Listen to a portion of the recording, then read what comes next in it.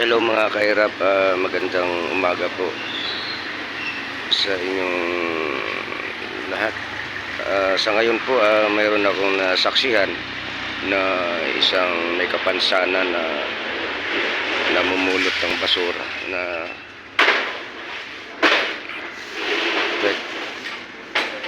paano itong taong ito ay gumagawa talaga ng paraan na para mabuhay lang sa hirap ng buhay sa ngayon. Kaya bilib ako dito sa batang ito, ang sipag. Yan o, makita nyo. Ngayon lapitan ko siya para tanungin kung anong pangalan niya. Anong pangalan mo? Yayabar. Ha? Yayabar. Yayabar. Yayabar pangalan mo. Saan po tayo nauwi? Hindi ano? Baba lang.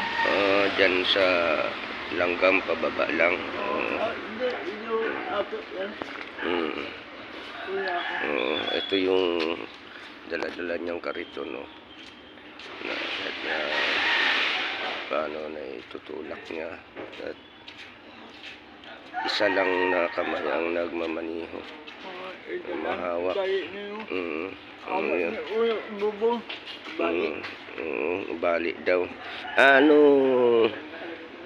nabali, inborn ba yan? Wala ko hindi. Baga buntis ang mama mo na Pabaldi pa.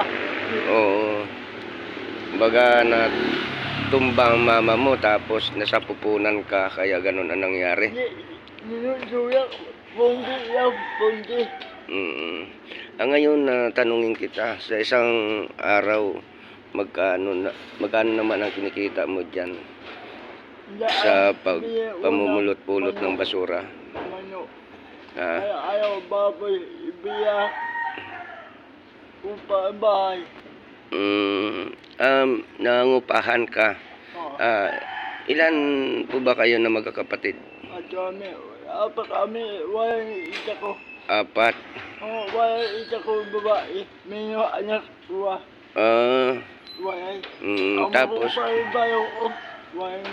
tapos yung kinita mo dyan sa buong maghapon na pagpupulot ng basura, saan mo naman binibigay? Ibiyak ulam. Bili ulam at saka bigas. Bigay pa ko pa tayo pagbaon.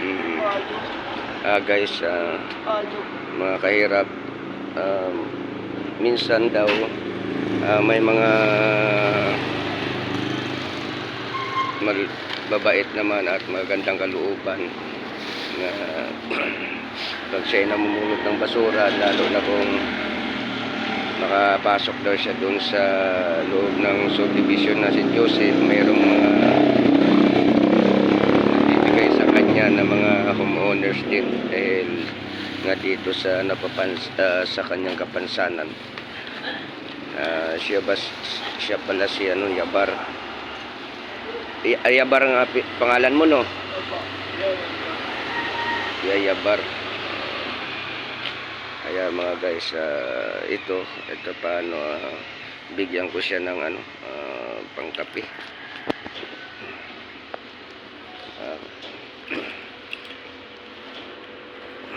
Dahil tapos ko lang di kape at bigyan ko siya ng pangkape.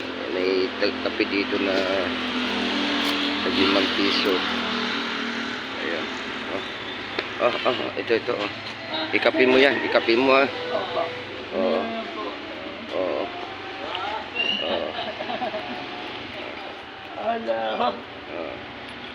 Ayan guys, mga kahirap, hanggang dito na lang magtatapos yung konti kong interview sa isang may kapansanan na ang pangalan ay si Yabar. Isa nga pala siya na taga Barangay Laram.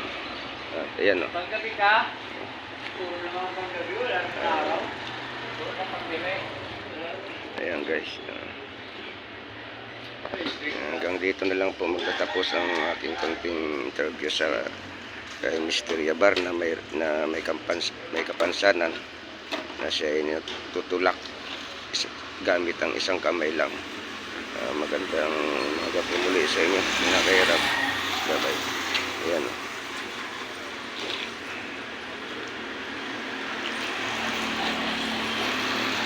Kita nyo naman siya pag siya maglalakad.